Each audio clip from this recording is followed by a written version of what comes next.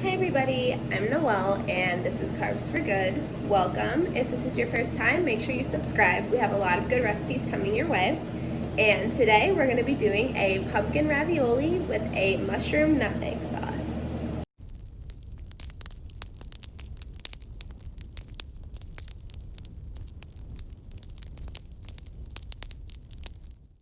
So, as I said before, we're going to be making a pumpkin ravioli with nutmeg mushrooms today. I really love this because I think it's the perfect fall dish. You know, we have a mix of nutmeg, pumpkin, pecans, and it really brings out those fall vibes. It's super easy to make, and I just think it's a really good staple dish that you can bring to a Friendsgiving, really any event that you have in the fall, or anytime you just want to get those autumn vibes. Okay, so to start off, obviously we're going to need a pumpkin ravioli. You can find this at the store, but if it's fresh, it often does have eggs in it, so make sure to check for that first if you do need this to be a vegan dish. I personally made my own with a can of organic pumpkin and my homemade pasta recipe that you can find on my blog, which is linked in my bio. After that, you're going to need some mushrooms, pecans, nutmeg and sage, plant butter, and olive oil. So once your ravioli is cooked, you can go ahead and set it aside in its own dish. I like to toss mine in some vegan butter while it's set aside just so it can kind of melt in and get that yummy texture to it. While you set that aside, you can also go ahead and start those mushrooms. And while you are working on this step, you can also go ahead and if you didn't buy pre-roasted pecans, you can go ahead and roast those in the oven. I like to do mine at about 350 for 10 minutes or so. It usually doesn't take too long at all.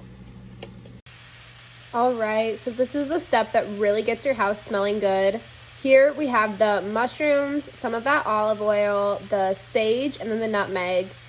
I just like to add olive oil as I go, kind of make sure that it has that texture to it. You don't want it to be too dry, but you don't want it to be soaked in oil. So this part is great and your house will smell amazing.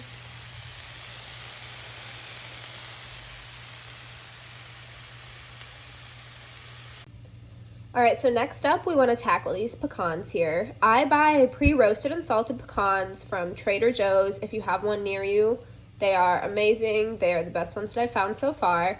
We're just gonna go ahead and chop those up a little bit so that they're a little bit easier to eat with everything else that we have going on. All right, those pecans are looking good. If you're not a fan of pecans, you can definitely leave these out. I just like to add them because it really adds that crunch to the dish. All right, so next up you can throw everything together and again, this is a perfect fall dish that you can just make when it's chilly out, brings to a Friendsgiving, just about any chilly fall event that you are having.